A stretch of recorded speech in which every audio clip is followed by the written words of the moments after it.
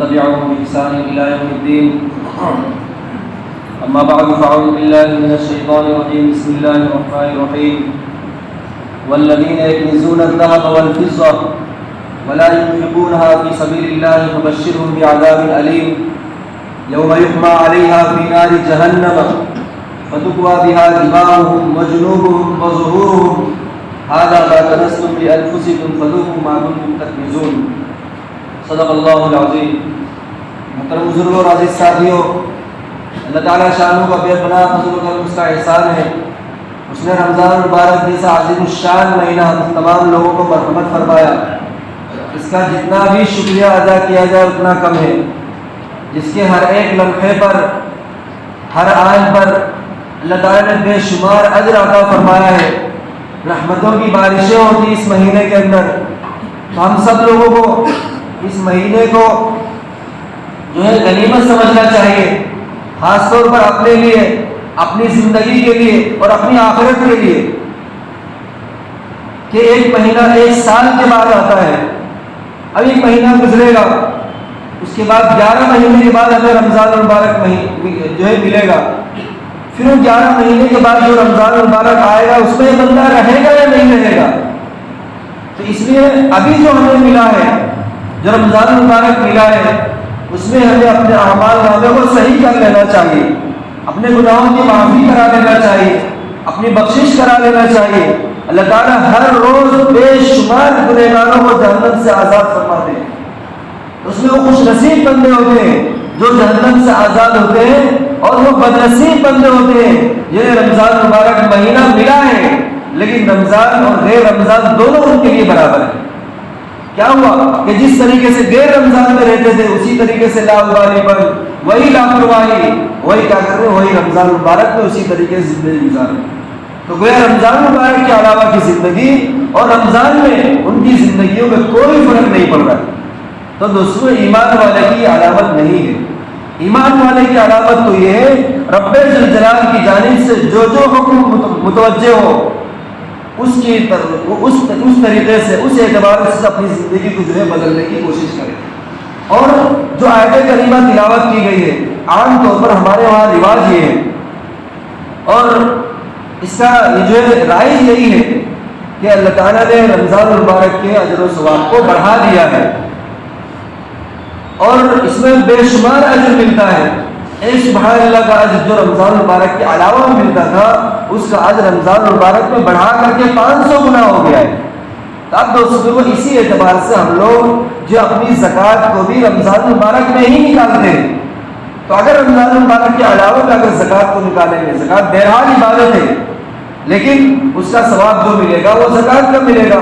لیکن وہی زکوٰۃ کو جو ہم نے رمضان مبارک میں نکالا ہے تو رمضان مبارک میں عبادتوں کا ثواب، قرآن کریم کا ثواب، تراویح کا ثواب، اسی طریقے سے نمازوں کا ثواب، دعاؤں کا ثواب، اور ایک اجر یہ بڑھ گیا کہ زکوٰۃ کا بھی ثواب اس میں بڑھ گیا. تو دوستوں، زکوٰۃ جو ہے اہم عبادت ہے. یہ مالی عبادت ہے. کچھ بدنی عبادتیں ہیں کہ جیسے ہم نماز میں متوجہ ہوئے تو نماز میں ہمارا بدن متوجہ ہوا ہے، ہمیں مسجد میں آنا پڑا اور جو ہے رکعت باندھ کر کے ہمیں پوری نماز پڑھنی پڑی. یہ جو ہے اہم ترین فرض ہے، اور اسی کے ساتھ ساتھ جو ہے زکوٰۃ بھی اہم ترین فرض ہے. لیکن کیا ہے، کن لوگوں کے لیے ہے؟ یہ ہر ایک کے لیے نہیں ہے. نماز تو ہر ایک کے لیے ہے، ایمانیات ہر ایک کے لیے ہے، لیکن حج اور زکوٰۃ ایک ایسی چیز ہے، یہ دونوں عبادتیں ایسی ہیں جو ہر ایک کے لیے نہیں ہیں بلکہ اس کے مستحقین لوگوں کے لیے ہے. کہ جس کے لیے حج جو ہے، حج ایک اہم کچھ دن آتے ہیں، ان دنوں کے اندر جو ہے حج فرض ہے. اور کن لوگوں کے لیے فرض ہے؟ جو آسانی کے ساتھ وہاں جا سکتا ہے اور وہاں سے جو ہے بآسانی آ سکتا ہے اور اس درمیان اپنے گھر والوں کے خرچ کو پورا کر سکتا ہے. اللہ تعالیٰ اس کے اوپر جو حج کو فرض فرما دی، کیا وہ حج کے تمام اراکین کو ادا کرے. اور اسی کے ساتھ ساتھ جو زکوٰۃ ہے وہ زکوٰۃ یہ ہے کہ مالداروں کے اوپر جو ہے زکوٰۃ فرض ہے. قرآن کریم کی جو آیت کریمہ تلاوت کی گئی اس میں بتایا گیا والذین یکنزون الذهب والفضة، جو لوگ سونا چاندی کو جمع کر کے رکھتے ہیں، ولا ينفقونها فی سبیل اللہ، جو وہ لوگ اللہ کے راستے میں اسے خرچ نہیں کرتے ہیں، آپ انہیں دردناک عذاب کی خوشخبری سنا دیں. فبشرهم بعذاب، یہ بات کہی جاتی ہے کہ دیکھو آدمی بسا اوقات دنیا کی سارے مشغلوں میں رہ کر کے یہ سمجھتا ہے کہ مال میرا ہے، میری محنت سے کمایا ہوا ہے، اور میرے جو ہے سارے جو ہے جد و جہد سے کمایا ہوا ہے، میرا سارا خود پسینہ ایک ہوا ہے تب جا کے مال میرے پاس آیا ہے۔ اللہ تعالیٰ فرما رہے ہیں یہ مال میری امانت ہے، یہ مال جو ہم نے تمہیں دیا ہے یہ ہماری امانت ہے، یہ جان بھی امانت ہے، یہ مال بھی امانت ہے۔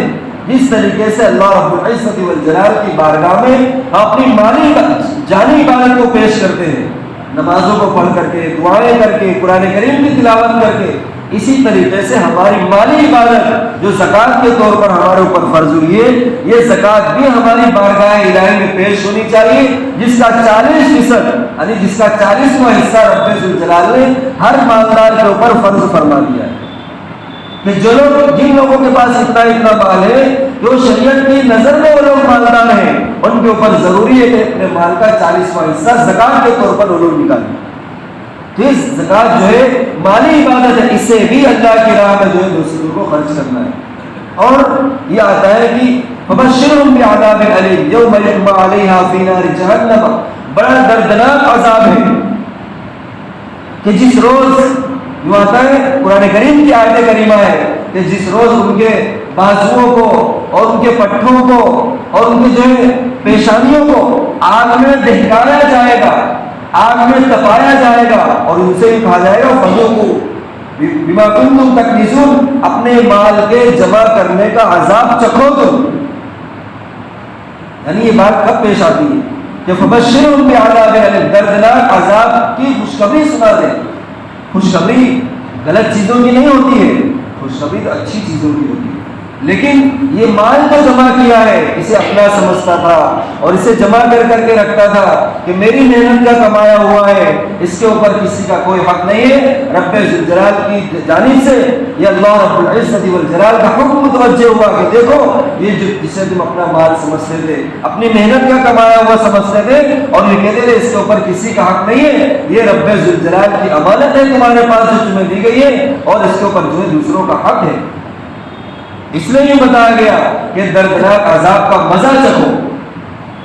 کل قیامت دن دوستوں ایک بڑے دردناک عذاب سے بچنے کے لیے اللہ تعالیٰ نے دنیا میں اس کے کچھ احکامات ہمیں بتائے کہ یہ احکامات ہیں، اس طریقے سے اپنے مال کو جو اپنے مال میں سے 40واں حصہ نکال دو تو کیا ہوگا، تمہاری زکوٰۃ ادا ہو جائے گی اور تمہارا مال پاک ہو جائے گا، اور اللہ رب العزت والجلال کی حفاظت کے اندر وہ مال آ جائے گا۔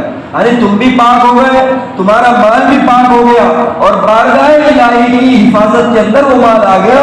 اب اس مال کو نقصان نہیں پہنچ سکتا ہے، بڑے سے بڑے خطرات آئیں گے لیکن اس مال کو نقصان نہیں پہنچا سکتے جس مال کی زکوٰۃ نکل چکی ہے۔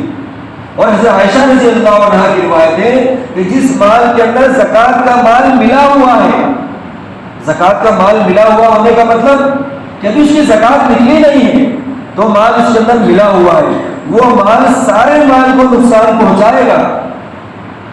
جس مال کی زکوٰۃ نہیں نکلی ہے، اس کا 40واں حصہ بھی نکلا نہیں ہے، وہ زکوٰۃ جو ابھی تمہارے مال کے ساتھ ملا ہوا ہے تو کیا ہوگا، وہ سارے مال کو نقصان پہنچائے گا۔ اور جس مال کی زکوٰۃ نکل چکی ہے وہ بارگاہ الہی میں اللہ رب العزت والجلال کی حفاظت کے اندر وہ مال آ گیا ہے، اب اس سے کوئی نقصان نہیں پہنچا سکتا ہے۔ لیکن اگر نقصان پہنچ گیا، سوال ہوگا کہ لوگوں کا کہ اگر نقصان پہنچ گیا تو کیا ہوگا؟ اگر نقصان پہنچ گیا تو اس کا بے شمار اجر ہمیں ملے گا، اس کا اجر اللہ رب العزت والجلال کی بارگاہ میں ہمیں ملے گا۔ کیوں کہ اس مال کی ہم نے زکوٰۃ نکال دی تھی، اب زکوٰۃ نکالنے کے بعد بھی اگر کوئی نقصان ہو گیا تو اس کا مطلب یہ ہوا کہ اللہ رب العزت والجلال ہمیں کچھ نوازنا چاہتے ہیں، ہمیں کچھ عطا فرمانا چاہتے ہیں، یا تو دنیاوی طور پر یا تو اخروی طور پر۔ آخرت کا ہو تو بہت اچھا کہ آخرت میں بے شمار اس کا اجر ملے گا۔ تو دوستوں کو اصل معاملہ یہ ہے۔ اور حضرت عمر رضی اللہ عنہ فرماتے ہیں، ایک جگہ یہ لکھا ہے کہ جس مال کے اندر زکوٰۃ ملی ہوئی ہے وہ اسی طریقے سے وہی بات ہے کہ وہ سارے مال کو نقصان پہنچائے گا۔ وہ مال گیا کہ زکوٰۃ اگر نکلی نہیں ہے تو زکوٰۃ کا مال تمہارے مال کے ساتھ ملا ہوا ہے اور وہ سارے مال کو نقصان پہنچائے گا۔ جس طریقے سے کوئی سڑی ہوئی چیز ہے، سڑی ہوئی پیاز ہے، ایک پیاز خراب ہے، اگر اس کو ہم نے نکال دیا تو سارا مال ہمارا بچ جائے گا، ساری پیاز بچ جائے گی، لیکن اگر اس کو ہم نے نہیں نکالا تو ایک سڑی ہوئی پیاز سارے بورے کو نقصان پہنچائے گی۔ تو دوستوں اصل معاملہ یہ ہے اور مالدار لوگوں کے اوپر. یہ مالدار لوگ کون ہیں؟ ایک تو وہ لوگ ہیں جو سماج میں مالدار سمجھے جاتے ہیں، اور ایک وہ لوگ ہیں جو شریعت مطہرہ کی نظر میں مالدار ہیں. تو یہاں جب کتابوں کے اندر کوئی بات آئے کہ مالداروں کے اوپر امت کے جو ہے اغنیاء لوگ، تو اس سے وہ لوگ نہیں ہیں جو سماج میں مالدار سمجھے جاتے ہیں، ایسا نہیں ہے، بلکہ وہ لوگ ہیں جو شریعت مطہرہ کی نظر میں مالدار ہیں. چاہے سماج میں وہ لوگ اپنا غریب چہرہ دکھا رہے ہیں. سماج میں غریب چہرہ دکھانے سے کوئی غریب نہیں ہو جاتا، بلکہ اسے اپنا چہرہ بارگاہ الہی میں پیش کرنا ہے، اللہ اور اس کے رسول صلی اللہ علیہ وسلم کی نظر میں پیش کرنا ہے. وہاں اپنے آپ کو جو ہے نکالنا ہے، وہاں اپنے آپ کو کامیاب کر کے نکالنا ہے. تو اس لیے وہ لوگ خاص طور پر یہ سمجھ رہے ہیں، ہر ایک کے لیے بات ہے کہ مالدار سے مطلب وہ مالدار نہیں جو سماج کی نظر میں مالدار سمجھے جاتے ہیں، بڑے سمجھے جاتے ہیں، ایسا نہیں ہے، بلکہ ہر وہ شخص جس کے پاس 52.5 تولہ چاندی ہے یا 7.5 تولہ سونا ہے یا اس کے برابر رقم ہے، تو وہ لوگ شریعت کی نظر میں مالدار ہیں. وہ لوگ اپنے آپ کو مالدار سمجھیں، اور شریعت نے جو حصہ مقرر فرمایا ہے کہ اپنے مال کا 40واں حصہ زکوٰۃ کے طور پر نکالنا ہے، تو زکوٰۃ کے طور پر وہ لوگ اپنے مال کو زکوٰۃ کے طور پر نکالنا ضروری سمجھے اور اس کو اپنے اوپر فرض سمجھے، جیسا کہ وہ لوگ نماز کو فرض سمجھتے ہیں. جس طریقے نماز فرض ہے، اسی طریقے سے زکوٰۃ بھی فرض ہے، اور یہ معاف نہیں ہے. 5 اہم ترین رکن میں سے ایک رکن زکوٰۃ ہے. اس لیے چاہے سماج ہمیں غریب سمجھ رہا ہو، چاہے سماج ہمیں مالدار سمجھ رہا ہو، جس طور پر بھی سمجھ رہا ہو، اللہ تعالیٰ نے اگر ہمیں مال دیا ہے، وہ مال ہمارے پاس امانت ہے، اور جتنا مال جو مالداری کا پیمانہ مقرر کیا گیا ہے، شریعت بھی اللہ رب العزت والجلال کی جانب سے کتنی حکمت سے کام لیا گیا ہے کہ ایسا ہوتا ہے اگر کچھ رقم مقرر کر دیتے کہ 10,000 یا 20,000 اتنا جس کے پاس ہو وہ آدمی مالدار ہے، تو پچھلے زمانے میں یہ رقم بہت زیادہ تھی. آپ لوگوں نے دیکھا ہوگا بہت سارے لوگوں کی جو تنخواہیں جو 10 روپے آیا کرتی تھی، 20 روپے آیا کرتی تھی، تو جس کی 20 روپے آیا کرتی تھی وہ بہت بڑا سمجھا جاتا تھا. لیکن اب تو ایسا نہیں ہے، زمانہ بدل گیا. تو ایسا نہیں، بلکہ اللہ رب العزت والجلال کی جانب سے سونا اور چاندی کو پیمانہ مقرر کیا گیا کہ اتنا سونا ہو، اتنا چاندی ہو، یا اتنا سونا ہو یا اتنا چاندی ہو، تو وہ آدمی شریعت کی نظر میں مالدار ہے. اب اس کے پیسے جو ہے، اس کی جتنی بھی رقم بڑھے گی، ہر زمانے میں الگ الگ طریقے سے اس کی رقم جو ہے بڑھتے رہتی ہے. اب کیا ہوگا؟ وہ شریعت کی نظر میں مالدار کہلائے گا. تو سونا اور چاندی کو جو ہے معیار مقرر کیا گیا، وہ پیمانہ ہے. پیمانہ جو ہے مال نہیں ہے، پیمانہ جو ہے سونا اور چاندی ہے. اور یہ جو سونا اور چاندی کی مقدار بتائی گئی کہ 52.5 تولہ چاندی ہو یا 7.5 تولہ سونا ہو، اگر آپ اپنے گھر میں جا کر کے دیکھیں گے کہ ہمارے پاس 52.5 تولہ چاندی ہے یا نہیں ہے، تو 7.5 تولہ سونا ہے یا نہیں، تو یہ نہیں ملنے والا ہے. یہ نہیں ملے گا، اکا دکا کسی گھر میں مل جائے گا. لیکن آپ اس بات کو سمجھیں، کچھ سونا، کچھ چاندی اور کچھ پیسے یہ ہر ایک کے گھر میں ملے گا. یہ ہر ایک کے گھر میں ملے گا. کچھ سونا ہے، کچھ چاندی ہے، اور کچھ مال جو ہے جمع کر کے رکھا ہوا ہے. تو اتنا تو ہر ایک کے گھر میں ملے گا. آپ کیا کریں، ان تینوں کو جو ہے جمع کر کے جو یا تو سونے کی رقم کو پہنچائے یا چاندی کی رقم کو پہنچائے کہ اتنا جتنا مال ہمارے پاس ہے اتنے مال میں 52.5 تولہ چاندی جو ہے آ جاتی ہے یا نہیں آ جاتی.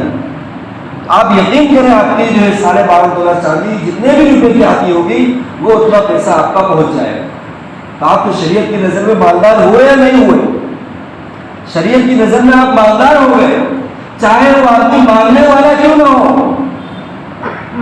مانگنا اب وہ چیز نہیں ہے کہ پہلے زمانے میں ایسا ہوتا تھا جس کو ضرورت ہوتی ہے اپنی ضرورت کے حساب سے وہ مانگ لیتا تھا، پھر وہ اپنے دوسرے کاموں میں لگ جاتا تھا. اب ایسا نہیں ہے، بلکہ جس طریقے سے لوگوں نے اپنے ضرورت کے اعتبار سے اپنے اپنے کاروبار کو مقرر کیا ہے.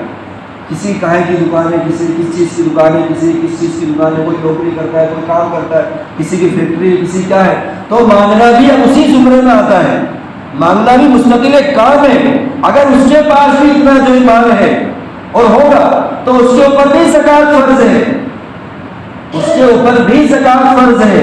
اب آگے آپ پہنچے کہ اگر یہ جن لوگوں کی نظر یعنی یہ جو پیمانہ مقرر کیا گیا ہے ان لوگوں کے اوپر زکوٰۃ فرض ہے، اور لوگوں کے لیے ضروری ہے اپنے مال کا 40واں حصہ حساب کر کے وہ لوگ نکالیں.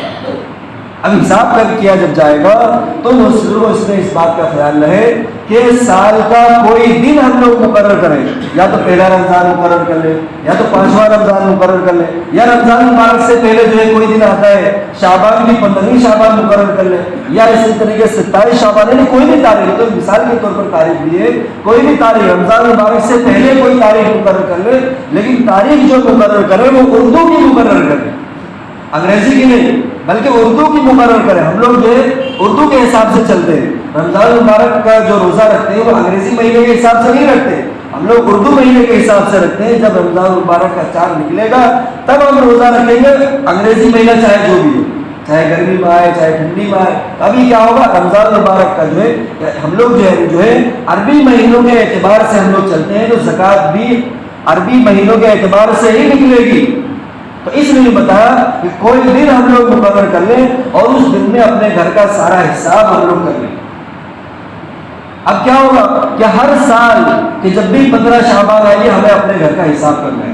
یہ تو حکومت کے اعتبار سے بھی ایسا ہوتا ہے کہ بجٹ کا سال ہے, بجٹ کا مہینہ ہے, تو لوگ اپنا سارا مقرر کرتے ہیں کہ کتنا کھویا کتنا پایا, اگلے سال میں کتنا خرچہ کرنا. اسی اعتبار سے ہم لوگ اپنے گھروں کا حساب بھی رکھیں کہ کتنا مال ہمارے پاس جمع ہے اور کتنا کیا, اس اعتبار سے جو ہمارے پاس کتنی ملکیت ہے اس ملکیت کے اعتبار سے ہمیں کتنی زکوٰۃ نکالنی ہے اور کن کن چیزوں کی زکوٰۃ نکالنی ہے. جو مال جمع ہے ان مالوں کے استعمال والی چیزوں کی زکوٰۃ نہیں نکال سکتے, ان لوگوں ان چیزوں کے اوپر زکوٰۃ فرض نہیں ہے. جس گھر میں ہم رہ رہے ہیں اس کی زکوٰۃ نہیں ہے. جن مالوں کو, جن کپڑوں کو, جن برتنوں کو, اسی طریقے کی جس گاڑی کو استعمال کر رہے ہیں ان ساری چیزوں کی زکوٰۃ نہیں ہے. بلکہ زکوٰۃ تو اگر آپ کے پاس گھر ہے, وہ گھر آپ لے بیچ کر رہے ہیں, 5 مکان ہے, 5 مکان کو بیچنا ہے تو اس کی زکوٰۃ نکلے گی. لیکن ہاں اسی طریقے سے اگر 5 مکان ہے اس کو بیچنا نہیں ہے بلکہ آپ اس کو کرایہ پر دیے ہوئے ہیں, اس کرائے کے مال پر زکوٰۃ ہے. جس سے جو مال آ رہا ہے, جو کرایہ آ رہا ہے, اس سے آپ نفع بخش ہو رہے ہیں, اس نفع کے مال کے اوپر زکوٰۃ ہے, اس گھر کے اوپر زکوٰۃ نہیں ہے. اس لیے کہ وہ گھر آپ کو بیچنا نہیں, آپ نے بیچنے کے لیے لیا نہیں ہے. کل کو ضرورت جب آئے گی آپ اس گھر کو جو ہے بنوا کر کے آپ اس میں رہنا شروع کر دیں گے, تو گویا کہ وہ مکان اب بیچنے کا نہیں ہے, نہ بیچنے کے لیے لیا گیا ہے. لیکن آگے جا کر کے اگر آپ بیچنے کی نیت کرتے ہیں اب مجھے جو مکان ہے اس مکان کو بیچنا ہے, اب اس کے اوپر زکوٰۃ فرض ہو جائے گی. تو جس مال سے نفع اٹھا رہے ہیں اس کے اوپر زکوٰۃ فرض ہے, اپنی ضروریاتی زندگی کی چیزوں کے اوپر زکوٰۃ فرض نہیں ہے. تو دوستوں میں اس بات کا خیال رہے. اور اسی طریقے سے کن لوگوں کو زکوٰۃ دینا ہے, بھائی جو لوگ غریب ہیں, فقراء ہیں, مساکین ہیں, ان لوگوں کو زکوٰۃ دینا ہے. اسی طریقے سے بہت سارے لوگ وہ ہیں جن کو ہم زکوٰۃ نہیں دے سکتے ہیں. ہمارے جیسے اصول ہیں اور فروع ہیں, انسان کی زندگی میں وہ اکیلا تنہا نہیں, اس کے پیچھے اس کے ماں باپ ہیں اور دادا دادیاں ہیں, نانیاں ہیں, ان لوگوں کو آپ لوگ زکوٰۃ نہیں دے سکتے. باپ ہیں, دادا ہے, نانیاں ہیں, ان لوگوں کو زکوٰۃ نہیں دے سکتے. اسی طریقے سے نیچے کے لوگ ہیں کہ نیچے میں کون کون آتے ہیں کہ آپ کے جو ہے اولاد ہیں, آپ کی اولاد ہے, لڑکا لڑکی ہے اور اس کے بعد پوتا پوتی ہے, ان لوگوں کو آپ زکوٰۃ نہیں دے سکتے. ان کے علاوہ جو رشتہ دار لوگ ہیں وہ اگر جو ہے واقعی غریب لوگ ہیں, فقراء ہیں, مساکین ہیں, ان کو زکوٰۃ ادا کرنے سے دوہرا اجر ملے گا.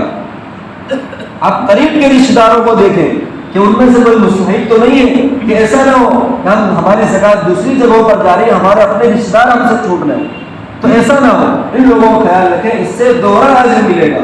اور اسی طریقے سے اس میں اس بات کا اور خیال رہے کہ وہ لوگ بنو ہاشم یعنی سادات میں سے نہ ہو, آپ صلی اللہ علیہ وسلم سے ان کا رشتہ نہ ملتا ہو, ان لوگوں کو آپ زکوٰۃ نہ دیں. جو لوگ سید کہلاتے ہیں, ہاشمی کہلاتے ہیں, بنو ہاشم جو لوگ کہلاتے ہیں, ان لوگوں کو زکوٰۃ نہیں دے سکتے. ان لوگوں پر ایسے ہی ہم دے سکتے ہیں, اپنے للہ کی رقم دے دیں, اور اسی طریقے سے ان کے اوپر صدقات خیرات کرنا ایسے ہی ہمارے لیے ضروری ہے. زکوٰۃ کا مال میل کہلاتا ہے, ایسا مال آپ صلی اللہ علیہ وسلم کے قرابت داروں کو اور رشتہ داروں کو ہم نہ دے دیں, ایسا دوستوں کو کہا گیا ہے. اور دوسری بات اس میں اس بات کا خیال ہے کہ آج کل اس بات کا یہ جو ہے زیادہ یہ ہے کہ بنو ہاشم اور سادات لوگ, تو یہ واقعی وہ لوگ سادات ہوں, واقعی وہ لوگ بنو ہاشم سے تعلق رکھتے ہوں تو ہم انہیں نہیں دے سکتے ہیں. ورنہ وہ لوگ عام طور پر ہوتا کیا ہے، اب جو جس طریقے سے جو اعتبار سے جو ماحول جو چل رہا ہے، اس کی میں آپ کو ایک مثال دوں کہ قصاب لوگ جو ہوتے ہیں، یعنی گوشت وغیرہ کاٹنے کا جن لوگوں کا کام ہوتا ہے، وہ لوگ قصاب کہلاتے ہیں، لیکن وہ لوگ اپنا جو اٹک جو کہلاتے ہیں وہ لوگ قریشی کہلاتے ہیں. تو وہ قریشی نہیں ہیں، بلکہ وہ لوگ تو گوشت کاٹنے والے لوگ ہیں. قریشی مطلب قریش لوگ. مکہ مکرمہ میں جو لوگ نبی کریم صلی اللہ علیہ وسلم کے رشتہ دار، وہ جو قبیلہ تھا وہ قبیلہ قریش کا قبیلہ تھا. تو یہ تو قریشی نہیں ہے، یہ تو وہ قریشی ہیں جو گوشت کاٹنے والے لوگ ہیں. تو اسی طریقے سے ہر چیز کے اندر اس طریقے سے لوگ اپنے اپنے لوگوں کو جو ہے بدل کر کے اور سارے کئی نام جو ہے رکھ لیا کرتے ہیں، اپنی اٹک کو رکھ لیا کرتے ہیں. تو وہ نہ ہو، وہ ہو تو چلے گا، لیکن حضور صلی اللہ علیہ وسلم سے اگر وہ رشتہ ہے، واقعی وہ بنو ہاشم ہے، واقعی وہ جو ہے سادات سے تعلق رکھتا ہے، یعنی سید گھرانے کا ہے وہ، تو ہم جو زکات ان لوگوں کو نہیں دے سکتے ہیں. اور ایسے لوگوں کو ہم ایسے ہی خیرات کرتے رہے، ان لوگوں کی مدد کرتے رہے. اگر وہ لوگ جو ہے غریب ہیں، وہ غریب نہیں رہنے چاہیے، بلکہ ان لوگوں کو ایسے ہی صدقہ خیرات ہماری جانب سے ہوتا رہے. زکات کا مال ایسے لوگوں کو نہ دیں. اور دوسری بات وہ یہ ہے کہ حقیقت یہ ہے، زکات کا مال نہ دینے کا نقصان، لوگوں کو ایسا لگتا ہے کہ ہمارا کمایا ہوا مال ہے، ہم کیسے ادا کریں، یہ تو نہیں ہو سکتا ہے. دوستوں، ایسے لوگوں کو، جو لوگ غریب قسم کے لوگ ہیں، جو لوگ فقیر ہیں، نہیں ظاہر کرتے ہیں، لیکن واقعی وہ لوگ جو ہے مستحق لوگ ہیں، وہ لوگ اپنے اندر کے حال کو کسی کے سامنے ظاہر نہیں کرتے ہیں. ان لوگوں سے پوچھ کر کے کہ ہم آپ کو اگر زکات کا مال میں کوئی اعتراض تو نہیں، کیا نہیں ہے، تو اگر ان لوگوں کو ہم لوگ جو ڈھونڈ کر کے ایسے لوگوں کو اپنی زکات کو جو ادا کریں اور لوگوں تک زکات کے مال کو پہنچائیں. اور زکات ادا نہ کرنے کا دوستوں بہت بڑا نقصان ہے. قرآن کریم میں آیت نازل ہوئی ہے، ایک صحابی تھے مدینہ منورہ کے اندر، ان کا نام ہے ثعلبہ ابن حاتب. یعنی اس نام کے دو صحابی، ایک ہے حاتب ابن ابی بلتع اور ایک ہے ثعلبہ ابن حاتب. تو حاتب ابن ابی بلتع جو ہے وہ 28ویں پارے والے ہیں سورہ ممتحنہ کے، جنہوں نے مکہ مکرمہ کے فتح ہونے سے پہلے ایک پرچی لکھی تھی کہ ایسا ایسا تمہارے ساتھ ہونے والا ہے، اپنا بچاؤ کر کے رکھنا. تو جبریل امین نے نبی کریم صلی اللہ علیہ وسلم کو آ کر کے خبر دی ہے کہ آپ کے اس صحابی نے اس طریقے سے وہاں پر پرچی بھیجی ہے اور ایک عورت نے ہاتھ سے بھیجی ہے، فلاں جگہ پر جا کر کے اس عورت کو پکڑو. حضرت علی رضی اللہ عنہ کو نبی کریم صلی اللہ علیہ وسلم نے دوڑایا کہ جاؤ وہاں جا کر کے ایسی ایسی عورت ملے گی اور اس سے وہ پرچی لے کر کے آؤ. تو حضرت علی رضی اللہ عنہ پہنچے، وہ عورت ملی وہیں پر ملی جہاں نبی کریم صلی اللہ علیہ وسلم نے خبردار کیا تھا، اور اس عورت کو پکڑا اور کہا وہ پرچی دے دے. اس نے کہا میرے پاس کوئی پرچی نہیں ہے. کہا آپ صلی اللہ علیہ وسلم کی بات جھوٹ نہیں ہو سکتی ہے، اگر تو پرچی نہیں دے گی تجھے ننگا کروں گا. تو فوراً اس نے اپنی بال کے اندر سے پرچی نکال کر کے دی. یہ حاتب بن ابی بلتع ہے. اور دوسرے ثعلبہ بن حاتب ہیں جو نبی کریم صلی اللہ علیہ وسلم کے پاس مدینہ منورہ کے اندر آیا کرتے تھے اور کہتے تھے آپ صلی اللہ علیہ وسلم سے کہ آپ میرے لیے مالداری کی دعا فرما دیں. نبی کریم صلی اللہ علیہ وسلم نے منع فرمایا کہ نہیں دیکھو میں نبی ہوں اور میں کوئی دعا اگر کر دوں گا تو قبول ہو جائے گی، آپ کے لیے مسئلہ ہو جائے گا. اللہ تعالیٰ نے جو مقدر آپ کے لیے رکھا ہے وہ آپ کو مل کر کے رہے گا، آپ اس میں راضی رہے. منع فرمایا لیکن پھر بھی وہ اڑے رہے. ثعلبہ ابن حاتب، نبی کریم صلی اللہ علیہ وسلم نے دوبارہ منع فرمایا، پھر بھی وہ نہیں مانے. تیسری مرتبہ جب اصرار کیا ہے، آقا صلی اللہ علیہ وسلم نے ہاتھ اٹھا کر کے دعا فرمائی کہ ان کے مال میں اللہ تعالیٰ نے برکت عطا فرما، اور بہرحال وہ دعا کرا کے چلے گئے. اس وقت یہ عالم تھا کہ ان کا گھر مدینہ منورہ میں تھا، پانچوں نمازیں مدینہ منورہ کی مسجد نبوی میں ادا کیا کرتے تھے. اب جو بکریوں کے اندر برکت ہوئی ہے، بکریوں میں بڑھوتری شروع ہوئی ہے، تو یہ کیا ہوا کہ مدینہ منورہ سے انہیں باہر جانا پڑا. اب جو دن کی نمازیں مسجد میں آ کر کے پڑھتے ہیں اور فجر کی اور عصر کی اور عشاء کی نماز جو ہے مسجد نبوی میں نہیں آ سکتے. اب 3 نمازیں ان کی مسجد میں ہو رہی ہے اور 2 نمازیں مسجد نبوی میں نہیں ہو رہی ہیں. اب اس کے بعد یہ ہوا اور زیادہ بکریوں میں بڑھوتری ہوئی. جب اور زیادہ بڑھوتری ہوئی تو انہیں اور زیادہ دور جانا پڑا، جس کی وجہ سے یہ 5 نمازیں بھی مسجد میں نہیں ہو پا رہی، کہ یعنی مسجد نبوی کے اندر نہیں ہو پا رہی ہے، انہیں دور جانا پڑ گیا. اور کیا ہوا، اب صرف جو ہے جمعہ کی نماز پڑھنے مسجد نبوی میں آیا کرتے ہیں. اور اس کے بعد پھر کیا ہوا، اور زیادہ بڑھوتری ہوئی، جس کی وجہ سے اور زیادہ انہیں دور جانا پڑا، جنگلوں کے اندر یعنی صحراؤں کے اندر جانا پڑ گیا. جس کی وجہ سے جمعہ کی نماز بھی خطرے میں آ گئی، اور اس کے دوران یہ ہوا کہ اللہ تعالیٰ نے زکوٰۃ کو فرض فرما دیا۔ اب نبی کریم صلی اللہ علیہ وسلم نے دو صحابی کو مقرر فرمایا، جس میں سے ایک بنو سلیم کے تھے اور ایک اور صحابی تھے، جن دونوں حضرات کو مقرر فرمایا کہ جا کر کے فلاں فلاں لوگوں کے پاس سے زکوٰۃ کا مال لے کر کے آؤ۔ تو دونوں صحابی پہلے ایک صاحب کے پاس گئے، ان کے پاس اونٹ تھے، بہت سارے اونٹ تھے، تو انہوں نے اپنے سارے مال کو آگے کر دیا کہ بتاؤ اس میں سے میں کون سا دے سکتا ہوں۔ کہا کہ آپ کے پاس اتنا اتنا جو آپ کے اوپر فرض ہے۔ تو صحابی جو تھے انہوں نے کہا کہ تو آپ جو اونٹ بتا رہے ہیں بہت یعنی جو ہے ہلکا قسم کا ہے، میں چاہتا ہوں نبی کریم صلی اللہ علیہ وسلم کو اس سے اعلیٰ قسم کا اور بہترین قسم کا اونٹ عطا فرماؤ۔ تو انہوں نے کہا نبی کریم صلی اللہ علیہ وسلم کے پاس میں آپ ان کی خدمت میں چلے جائیں، وہ قبول کر لے تو ہمیں کوئی اعتراض نہیں۔ یہ ہے اصل بات کہ اپنے مال کو خوشی کے ساتھ پیش کرنا کہ جس ذات باری تعالیٰ نے یہ مال ہمیں عطا فرمایا ہے، آج جب ان کی جانب سے مطالبہ ہوا ہے تو ہماری جانب سے بہترین یہ ہوگا کہ ہمیں اچھا سے اچھا مال اللہ کے راستے میں خرچ کریں۔ یہ تو بچ گئے۔ اور دوسرے جو حضرت تھے ثعلبہ ابن حاتم، ان کے پاس جب یہ دونوں صحابی پہنچے اور نبی کریم صلی اللہ علیہ وسلم کا پیغام سنایا کہ جو ایسے ایسے زکوٰۃ فرض ہوئی ہے اور ہمیں نبی کریم صلی اللہ علیہ وسلم نے آپ کے پاس زکوٰۃ کا مال وصول کرنے بھیجا ہے، تو کیا کہہ رہے ہیں؟ یہ تو ٹیکس معلوم ہوتا ہے، جزیہ معلوم ہوتا ہے۔ جس باری تعالیٰ نے آپ کو مال عطا فرمایا، آج تمہیں وہ مال میں ٹیکس نظر آنے لگا۔ تو سدرو یہ دونوں صحابی ان کا وہ جواب لے کر کے نبی کریم صلی اللہ علیہ وسلم کی خدمت میں مدینہ منورہ پہنچتے اور آپ صلی اللہ علیہ وسلم کی خدمت میں مسجد نبی میں حاضر ہو رہے تھے، اس سے پہلے قرآن کریم کے اندر جبریل امین قرآن کریم کی آیت لے کر کے نازل ہو گئے۔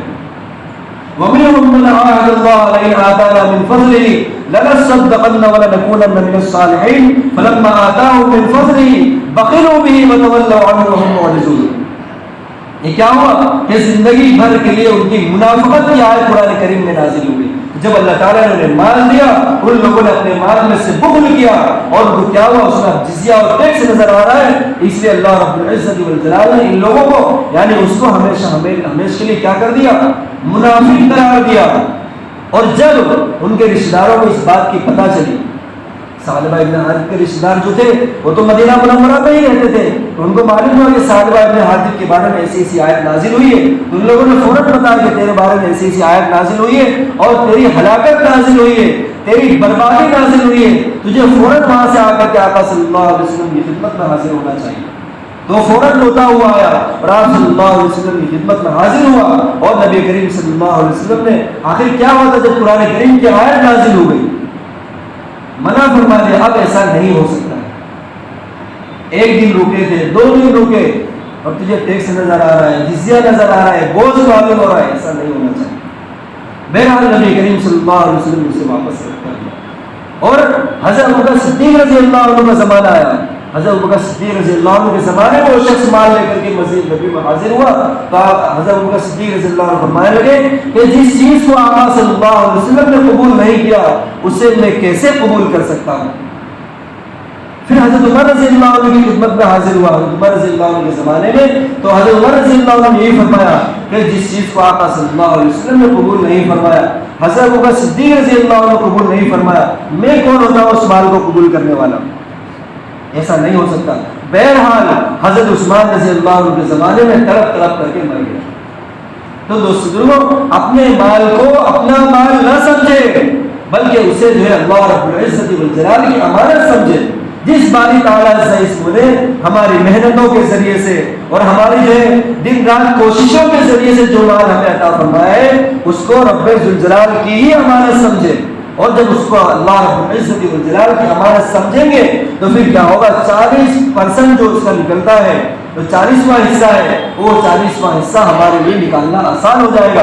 اور یاد رکھیں یہ 40واں حصہ جو جائے گا وہ بے شمار مال لے کر کے آئے گا، اس لیے کہ اب جو مال بچائے یہ مال جو ہے برکت والا ہو گیا ہے، اللہ رب العزت والجلال کی حفاظت میں آ چکا ہے۔ اب یہ زکوٰۃ کا نکلا ہوا مال، اب یہ مال جہاں پر بھی لگے گا وہ برکتوں کو لے کر کے آئے گا، اللہ رب العزت والجلال کی خوشنودی کو لے کر کے آئے گا، اللہ تعالیٰ کی رضامندی کو لے کر کے آئے گا۔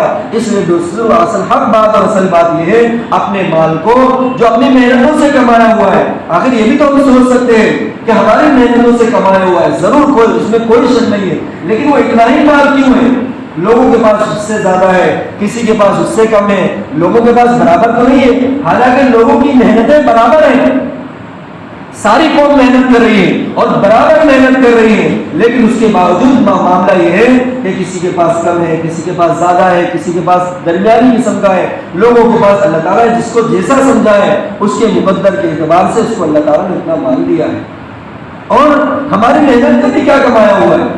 اللہ تعالیٰ جب کہ نبی کریم صلی اللہ علیہ وسلم فرمائے حل تنصرون وتنصرون الا بضعفائکم، کہ تمہیں جو رزق دیا جاتا ہے، تمہیں جو مال دیا جاتا ہے وہ تمہارے ضعفاء کی وجہ سے دیا جاتا ہے، یعنی تمہارے گھروں کے اندر بہت سارے لوگ ضعیف قسم کے لوگ ہیں، بچے ہیں، مائیں ہیں، وہ لوگ جو کمانے میں نہیں آ سکتی، تجارتوں میں نہیں آ سکتی، ان لوگوں کا رزق اللہ تعالیٰ تمہارے ذریعے سے اس گھروں میں پہنچاتے ہیں، تو یہ تو ان کی مقدر کا مال اللہ تعالیٰ تمہیں عطا فرما رہے ہیں۔ تو اس لیے دوست بزرگوں اس مال کو اللہ تعالیٰ کی ہم امانت سمجھے۔